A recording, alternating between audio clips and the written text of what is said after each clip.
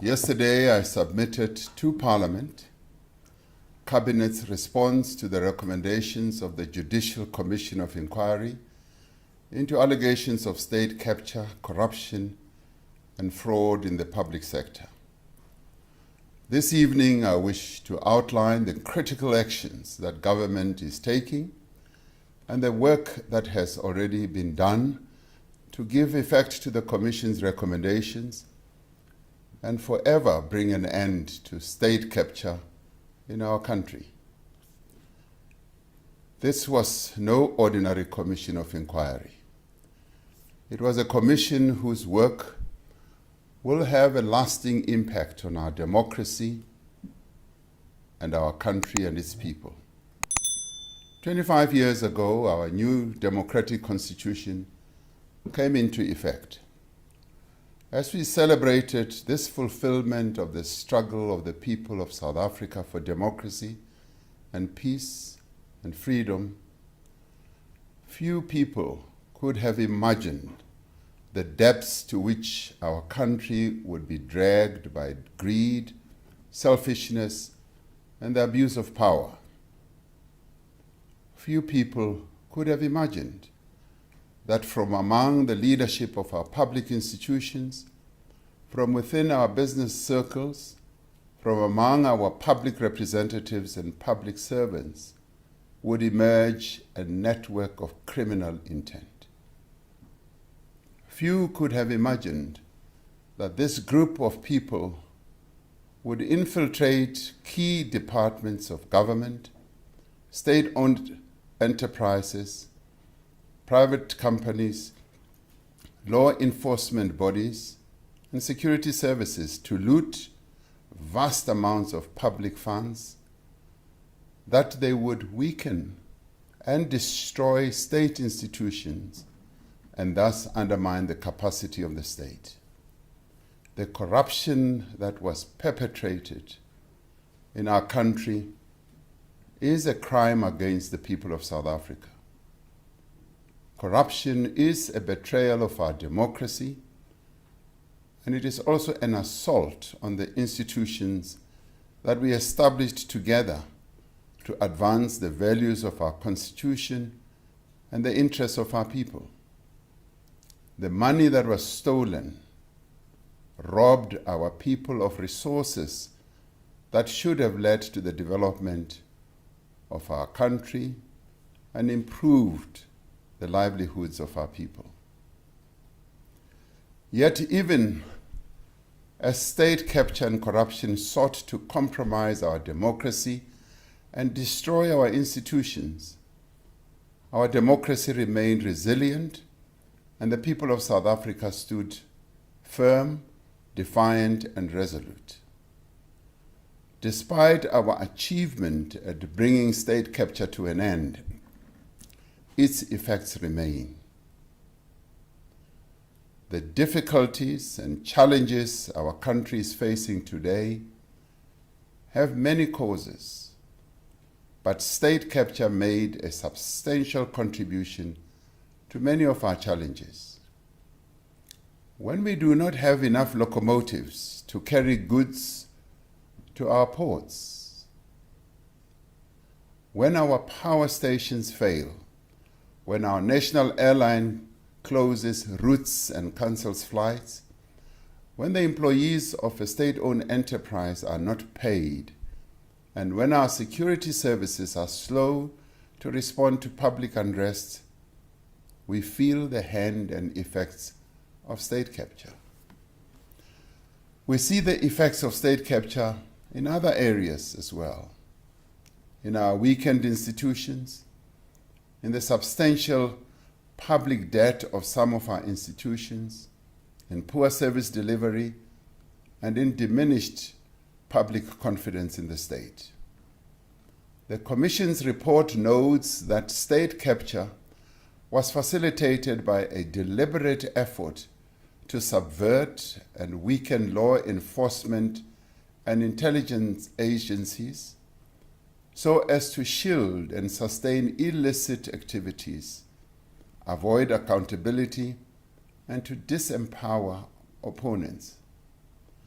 That is why, even as the State Capture Commission was being appointed in 2018, this administration was taking decisive steps to end state capture and rebuild our institutions. Since the start of 2018, we have appointed new leadership at the Hawks, an institution that was targeted for weakening, which has since then secured 4,500 convictions for corruption and other priority crimes. The National Prosecuting Agency was another institution that was deliberately weakened. We have appointed a new National Director of Public Prosecutions on the recommendations of an independent panel following a transparent public process. We established the NPA Investigating Directorate to prosecute state capture and other significant corruption cases. And now, to further strengthen existing anti-corruption capabilities, the Investigating Directorate will be established as a permanent entity within the NPA. We appointed the SIU Special Tribunal to expedite the recovery of stolen goods. Since its establishment, it has recovered over 8.6 billion rand. We undertook measures to end corruption and the politicization at State Security Agency. We amended the State Capture Commission regulations to enable the sharing of information and resources within the NPA and other state capture cases. We appointed new leadership at the South African Revenue Service, SARS, and are rebuilding the institution in line with the recommendations of the Nugent Commission, which were also endorsed by the State Capture Commission. As a result of these efforts, several major state capture and other serious corruption cases have been brought to court. Yesterday, I submitted to Parliament the Cabinet's response to the findings and recommendations of the Commission of Inquiry into State Capture in fulfillment of an order by the judiciary. The submission of this response is a firm and clear indication of the primacy of the rule of law and a demonstration of our democratic system at work. This response constitutes an ethical, moral, and institutional departure from the abuses revealed by the State Capture Commission. This response is also intended to be a platform to mobilize all sectors of our society against fraud, corruption, and state capture now and into the future. We are submitting this response to Parliament 6 years to the month since former Public Protector Advocate Thuli Madonsela released her State of Capture report. The Public Protector's State of Capture report related to an investigation into complaints of alleged improper and unethical conduct by several state functionaries and private individuals and companies. Having witnessed the proceedings of the State Capture Commission, which were public for all to see, for close on to 4 years, you, the people of South Africa, naturally seek restoration, redress, and accountability. You expect your country's economy and its state to be ethical and free of corruption as it serves your needs and the broader interests of all our people. The actions we are taking and the implementation of the Commission's recommendations are designed to provide redress in respect of the events of the past and to advance the renewal of our society. Through the implementation of the actions contained in this response, we can start a new chapter, a new leaf in our struggle against corruption. We are indebted to the many courageous and brave whistleblowers who brought various allegations of fraud and corruption to the attention of the public protector, and those who gave evidence to the State Capture Commission. We are indebted to the men and women who executed their functions tirelessly and honestly in our criminal justice institutions, who, without fear or favor, worked to turn testimony presented to the Commission into evidence that can now be of use in prosecutions. We are indebted to the diligent public servants and public representatives, researchers, many journalists, activists, workers, and business people who uncovered, spoke out against, and resisted state capture. Given the impact that fraud and corruption had in our country, the response to state capture must be a national effort. During the course of its work, the Commission heard evidence from over 300 witnesses and held more than 400 days of hearings. The report of the Commission, consisting of 6 parts, was handed to the President over a period of 6 months. The first part of the report was submitted on the 4th of January 2022, and the final part of the report on the 22nd of June 2022. Each part of the damning report was made public as we received it. The State Capture Commission report concluded that there can be no doubt that state capture happened in South Africa. In the main, government accepts the findings of the Commission with respect to the existence, the nature, and the extent of state capture in South Africa.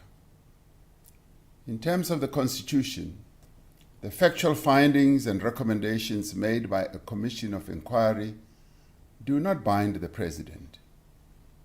The President's response to the recommendation of the State Capture Commission may therefore include the acceptance and implementation of a recommendation as set out in the report.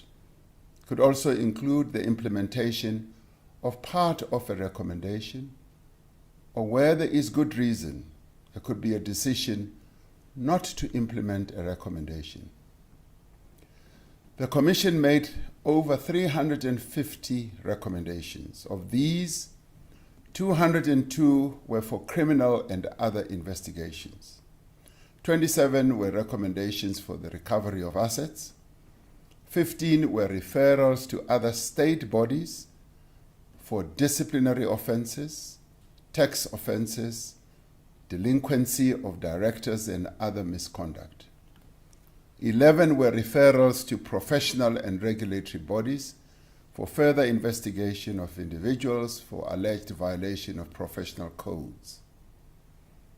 5 recommendations propose constitutional changes.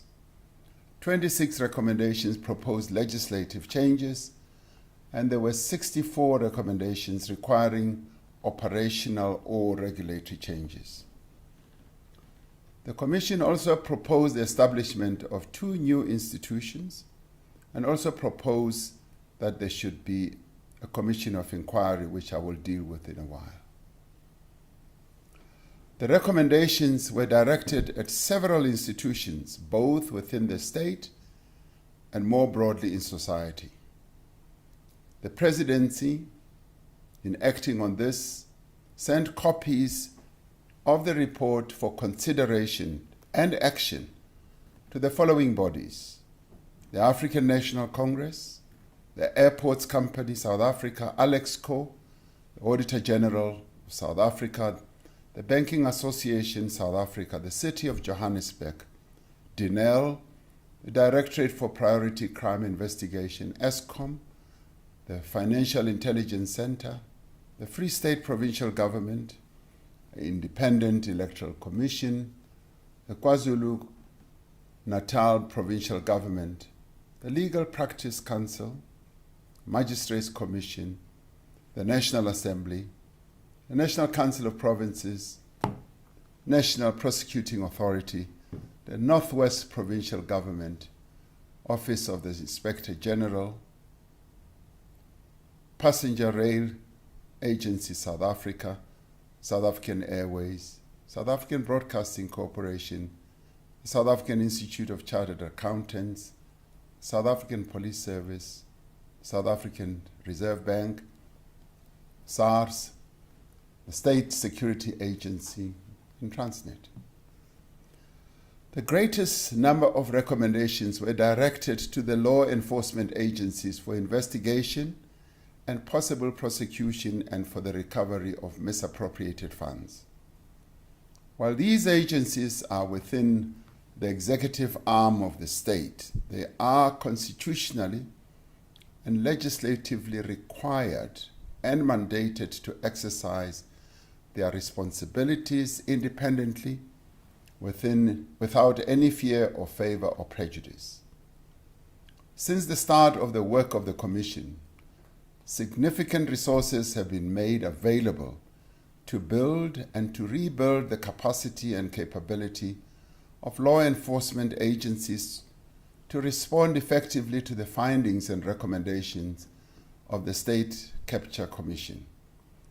As a result of this work, the investigating directorate that we established within the National Prosecuting Agency has to date enrolled 26 cases. It has declared 89 investigations, and 165 accused persons have appeared in court for alleged state capture-related offenses. Our law enforcement agencies have to date been granted freezing or preservation orders to the value of 12.9 billion rand. A total of 2.9 billion rand has been recovered and returned to the affected entities, and SARS has collected 4.8 billion rand in unpaid taxes arising from the work of the Commission. Consideration is being given to claims for civil damages against companies implicated in state capture and to ban them from doing business with the state. In addition to the people and companies named in the Commission's report, analysis by the Financial Intelligence Center has identified a further 595 individuals and 1,044 entities that may be implicated in the flow of funds from state capture. Relevant information has been compiled into reports to various law enforcement agencies, other bodies like the State Security Agency, the South African Reserve Bank, the Public Protector, the Independent Police Investigative Directorate, and the Financial Sector Conduct Authority, and a number of law enforcement agencies in other countries. In addition to recommending actions against the perpetrators of state capture, the Commission made 95 recommendations that would require constitutional, legislative, regulatory, and operational changes. It also made recommendations on the establishment of new institutions.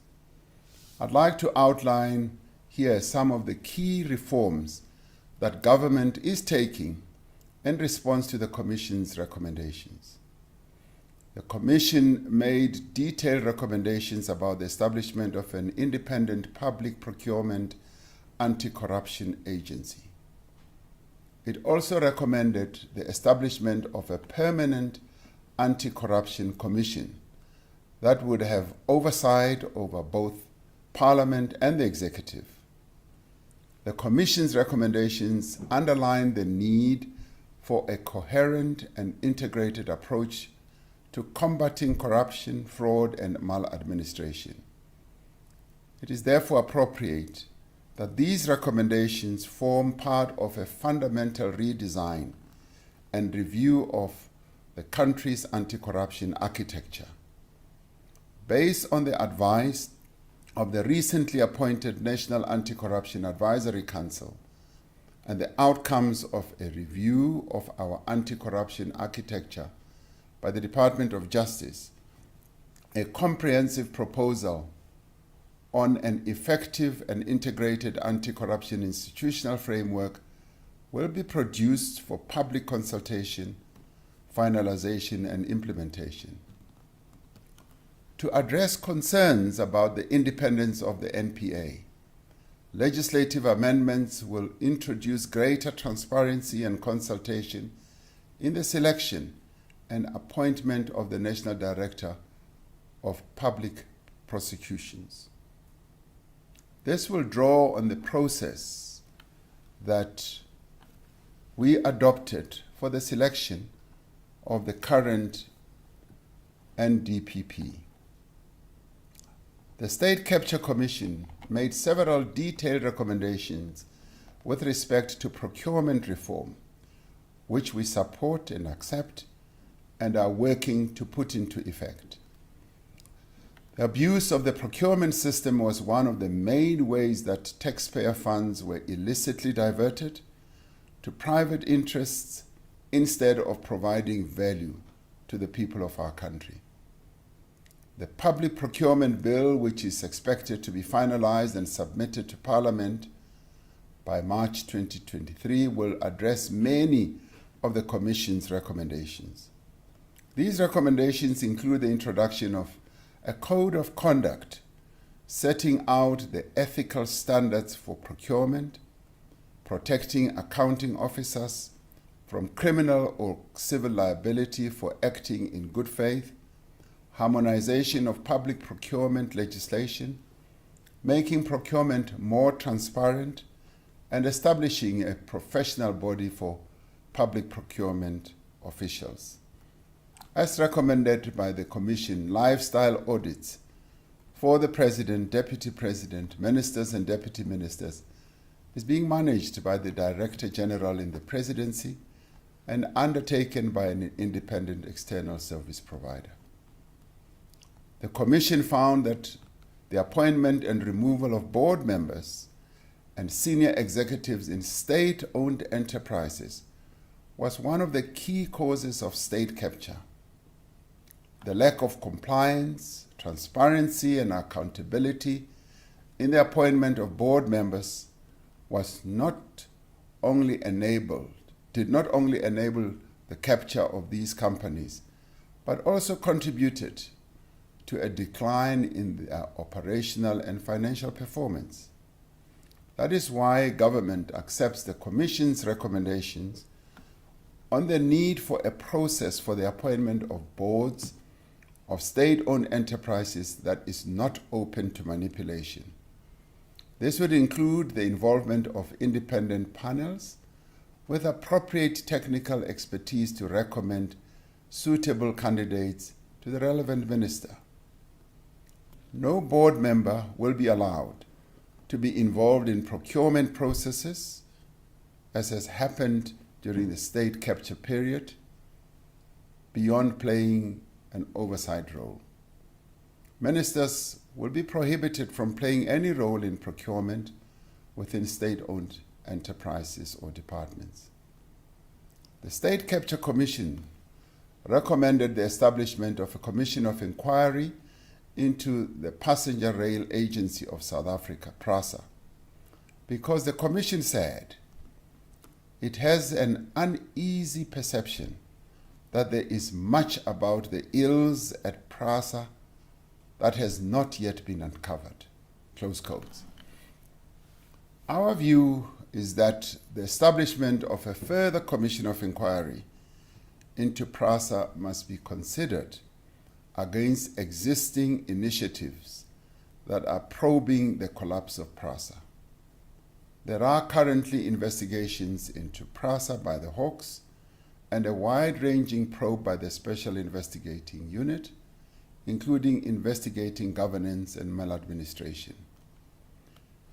I'd like to wait the outcome of those investigations before deciding on the establishment of a commission of inquiry.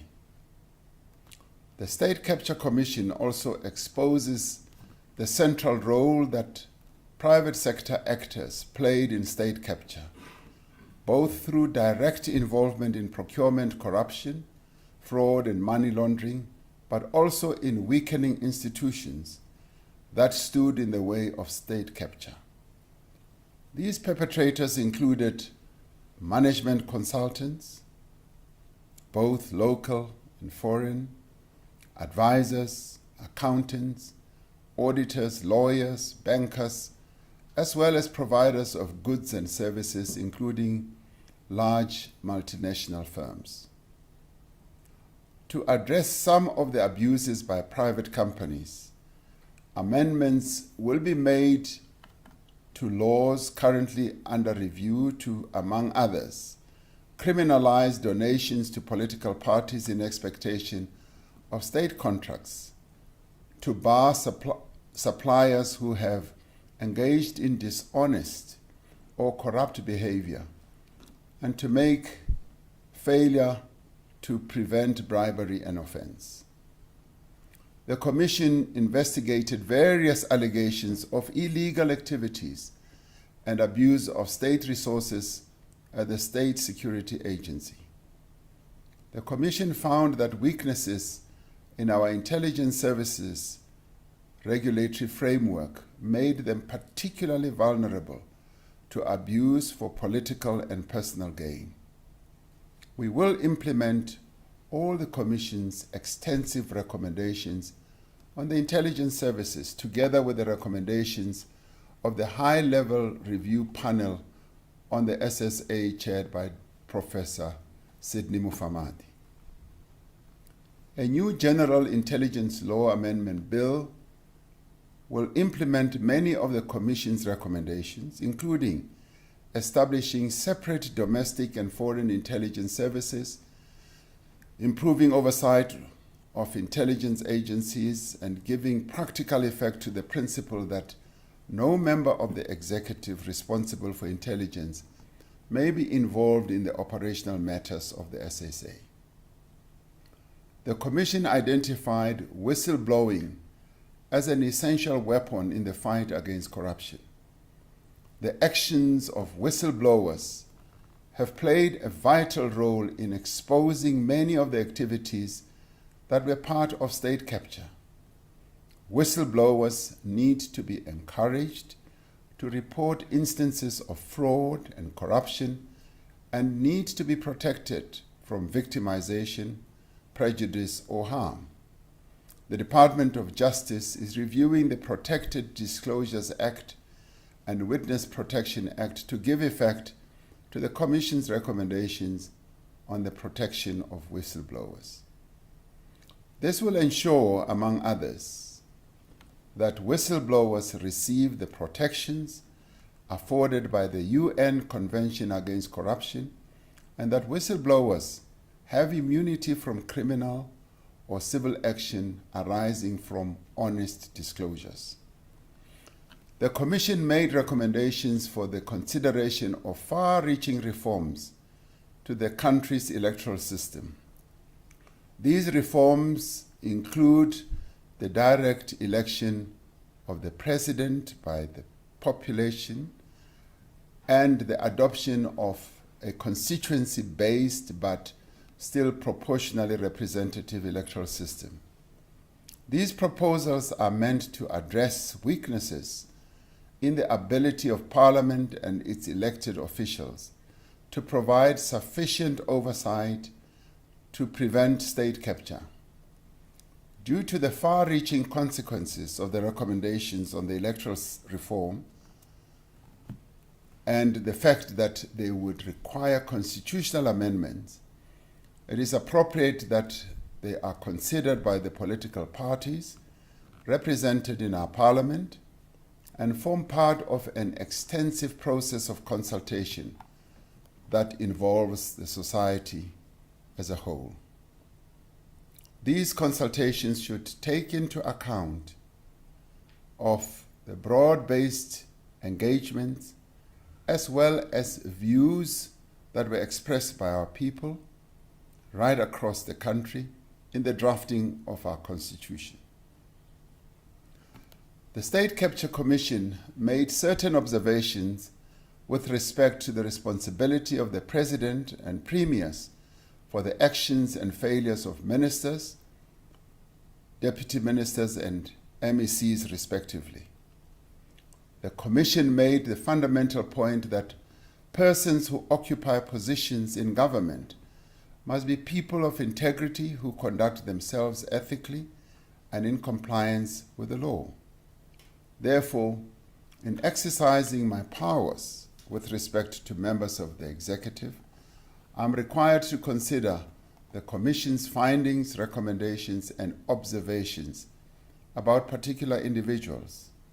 In this regard, I am attending to the Commission's recommendations and observations on members of the executive against whom adverse findings were made. The Commission found that in several instances, Parliament had not been effective in holding the executive to account. It made several recommendations to remedy the shortcomings that it identified. Some of these recommendations had to do with Parliament's internal arrangements, such as the chairing of portfolio committees, while others related to Parliament's interface with the executive and how to ensure that ministers account to Parliament fully and regularly. In giving consideration to these recommendations, we are mindful of the separation of powers and the right of Parliament to determine its own rules and arrangements within the provisions of our Constitution. In this regard, Deputy President David Mabuza, who is the leader of government business, will interact with Parliament's presiding officers on the Commission's recommendations on the interface between Parliament and the executive. To ensure that Parliament is sufficiently resourced to hold the executive to account, the National Treasury will engage with Parliament to determine the most appropriate way to give effect to the Commission's recommendations on the funding of Parliament.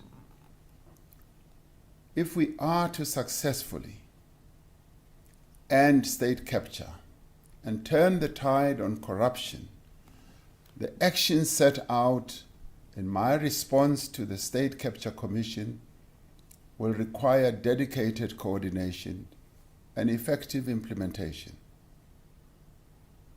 In this regard, I've directed various departments in government, ministers, to ensure that there is full implementation. Progress will be closely monitored and regularly communicated. All sections of society will also be engaged and involved in the implementation of the actions to give effect to the recommendations of the Commission. In conclusion, let me express on behalf of the people of our country our profound gratitude to the dedication and wisdom with which Chief Justice Raymond Zondo led this Commission.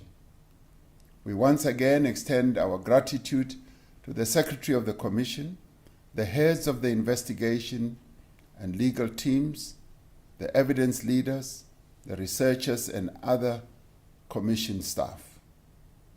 We recognize the contribution of the former Public Protector Advocate Thuli Madonsela, whose initial investigation into allegations of state capture laid the foundation for the establishment of the State Capture Commission. The submission of this response to Parliament gives full effect to the remedial actions contained in the Public Protector's Report of November 2016. While it marks the end of a chapter in our country's history, the hard work to restore our country, repair our institutions, and rebuild our trust in each other still lies ahead. This administration is firmly committed to undertake this task, to combat corruption in all its forms, in every part of government and in every sphere of the state. where corruption has occurred, for example, in the procurement of the COVID-19 related goods, we have acted swiftly to prosecute those responsible and recover stolen funds. This has been made possible in large part due to our efforts to strengthen the South African Police Service, the Hawks, the National Prosecuting Authority, the South African Revenue Service, SARS, the Financial Intelligence Center, the Special Investigating Unit, and other important agencies.